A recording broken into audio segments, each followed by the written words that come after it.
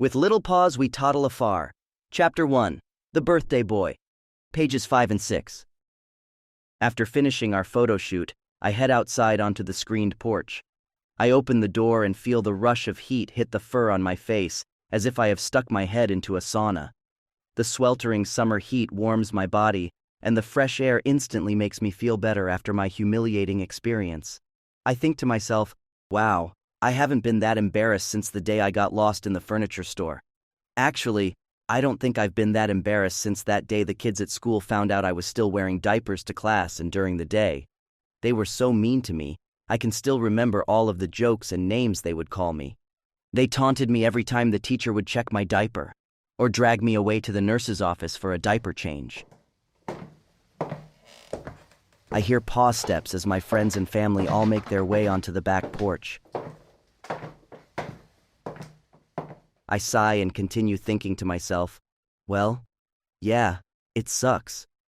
Zach told everyone that I wore diapers until the end of second grade, but at least he didn't tell them that I had to keep wearing them for bedwetting accidents until I was 15. So, I guess it could have been worse. Why would you embarrass me like that, Zach? I should have never had sleepovers with that little jerk. I quickly turn my attention to everyone as they gather on the porch. I sit down on the floor with my legs crossed. Everyone takes their places in their own chairs and surrounds me in a circular fashion. I feel less like I'm getting ready to receive presents and more like I'm on trial. After bringing out all of the wrapped gifts, Mom finally sits down in her chair too. As usual, Zach is the first to pipe up. My gift first! My gift first! I know you'll love it, mate! In true Zach fashion, he shoves the small wrapped package into my face. Still irritated with what he revealed earlier, I thank him with an aggravated tone and begin to unwrap the gift.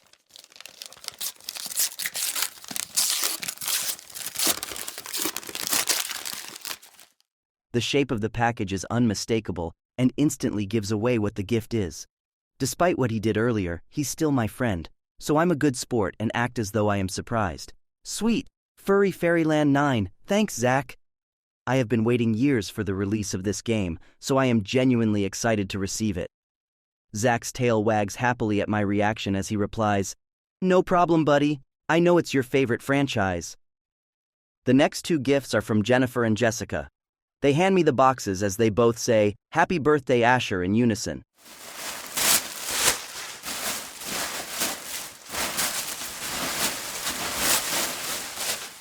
I unwrap the first box to reveal a black t-shirt that reads, I dig dinos.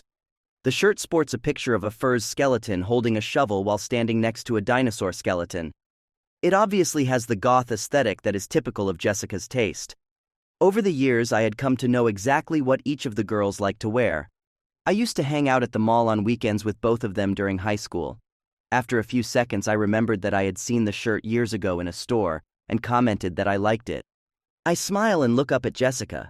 I can't believe that you tracked this shirt down after all these years. Jessica just shrugs and replies with, Well, the internet is a wonderful tool. After setting the shirt aside, I begin to open the second gift.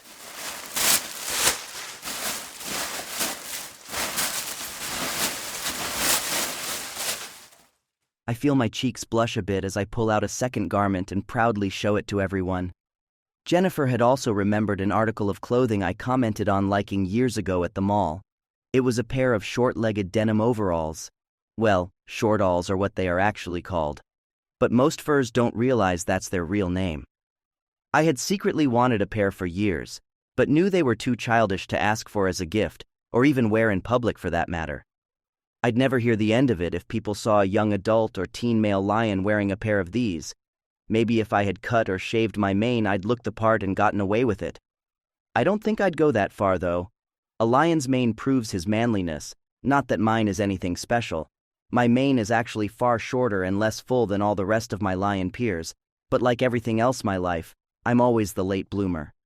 Jennifer, however, has never cared what others think or how judgy they can be.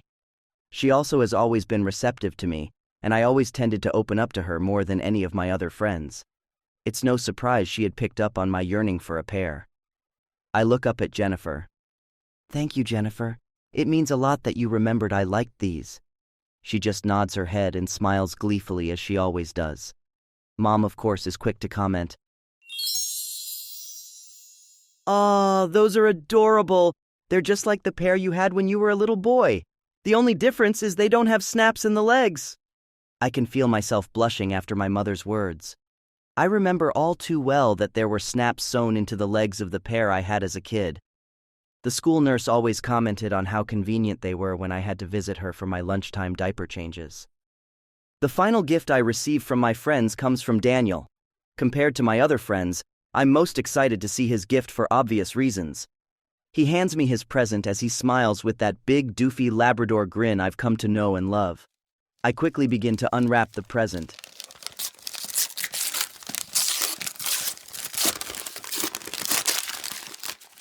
Wrapping paper flings in every direction as I tear it away. To my surprise, the present is a toy from his personal Dino Cat's memorabilia collection. I have never seen it before, so I begin to run my paw over it and study the figure. It's obviously an action figure of my favorite Dino Cat named Leo riding atop his faithful dinosaur steed. It must be rare because I've never seen a figure like this before. It's made like the other Dino Cat's action figures I've seen and similar to the Leo figure I own. However, it is much more simplified with a roundish, smooth structure. It's less detailed, and its colors are more centered around a primary color scheme.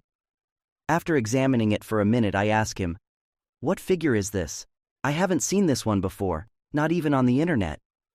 Daniel quickly gets a huge grin on his face once again, since now he knows that he has stumped me.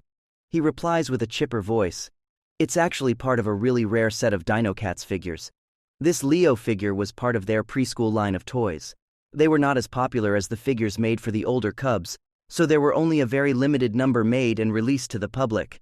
I have the entire line of them, but thought you would really like to have the Leo from it since I know he is your favorite character." The gesture, and fact that he remembered my favorite Dino Cat, is sweet. Of course, that's one of many traits about Daniel that I've come to admire. He is always so kind and considerate of others.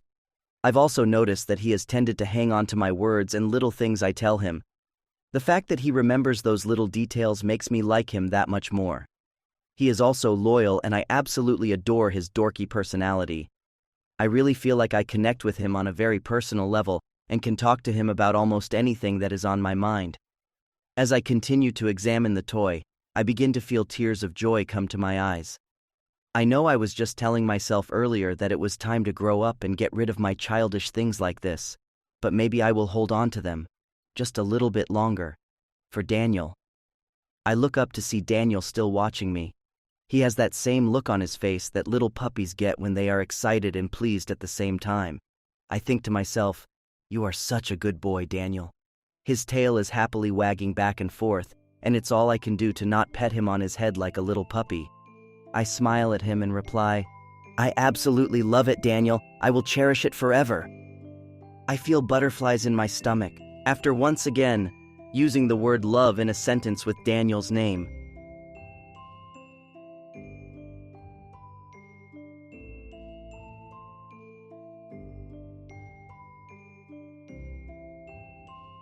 I hope you enjoyed this week's pages of With Little Paws We Toddle Afar, a baby fur regression adventure. It's fans and patrons like yourself that make this wholesome storybook possible. We can't wait for you to join us next Saturday morning to see what happens as I learn to embrace being little again and deal with whatever mischief Raz and I get into. For now, though, be good, stay dry, and toddle afar. Bye-bye! If you would like to support the book and the art created by Good Boy Liger, please consider becoming a patron. When you join, you receive a new set of pages to read, as well as a video like this every Saturday morning. You also get a new original themed artwork every Sunday, high-resolution files of art used in the book, early access to slots to your character here commissions, high-resolution files of most public and commissioned artworks, and much, much more. You can find out more info and join at patreon.com/goodboyliger.